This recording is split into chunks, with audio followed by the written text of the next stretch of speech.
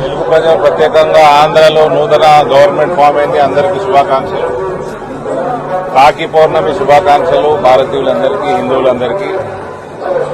దేవుని ఒకటే ప్రార్థించిన, మన చుట్టుపక్కల దేశాలు ఏదైతే జరుగుతూ ఉన్నాయో, తిరుమల తిరుపతి నుంచి అమెరికాలోని టెక్సస్ దాకా హిందువులందరికీ జ్ఞానోదయం కలిగించి ఐక్యంగా ఉండి భారతావనిని కాపాడుకోవాల్సిన బాధ్యత మనం అందరం తీసుకోవాల్సిందిగా కోరుకుంటూ, ఆ భగవంతుణ్ణి కూడా ఆ విధంగా అందరికి కూడా ఆశీర్వచనం ఇవ్వాల్సిందిగా కోరినారు.